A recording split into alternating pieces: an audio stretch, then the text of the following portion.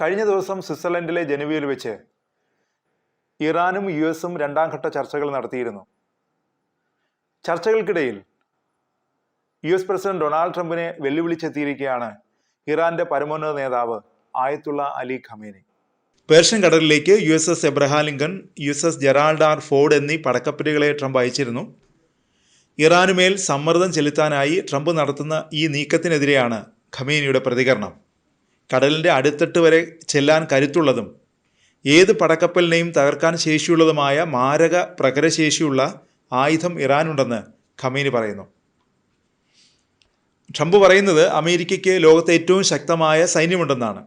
എന്നാൽ ലോകത്തെ ഏറ്റവും ശക്തമായ സൈന്യത്തിനു വരെ ചിലപ്പോൾ നല്ല തിരിച്ചടിയേൽക്കും. USS ജെറാൾഡിനെ തകർക്കുന്ന AI നിർമ്മിത ചിത്രം പങ്കുവച്ചുകൊണ്ട് ഖമേനി ട്വിറ്ററിൽ കുറിച്ചു. A weapon more dangerous than A warship എന്ന തലക്കെട്ടോടെയാണ് ഖമേനിയുടെ ട്വിറ്റർ പോസ്റ്റ്. ചർച്ചകൾക്കിടയിലും ഹോർമൂസ് കടലിടുക്കിൽ ഇറാൻ സൈനികാഭ്യാസം തുടരുകയാണ്.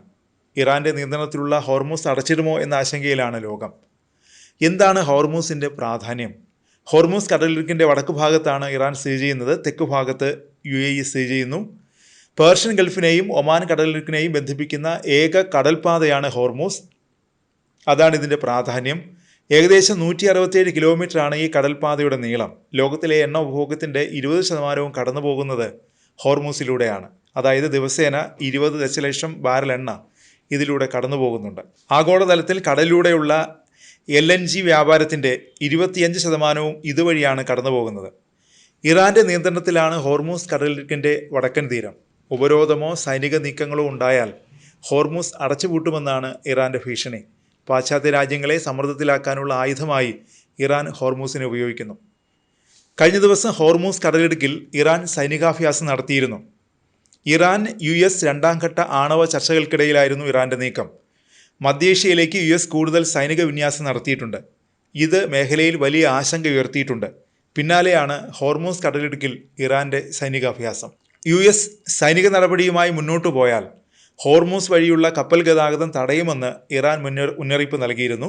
സൈനിക നീക്കവുമായി തിരക്കിട്ട് US മുന്നോട്ടു പോകുന്നതിനിടെ മുന്നൊരുക്കങ്ങളുടെ ഭാഗമായാണ് ഹോർമൂസിൽ സൈനികാഭ്യാസം നടത്തുന്നതെന്നാണ് ഇറാന്റെ വിശദീകരണം.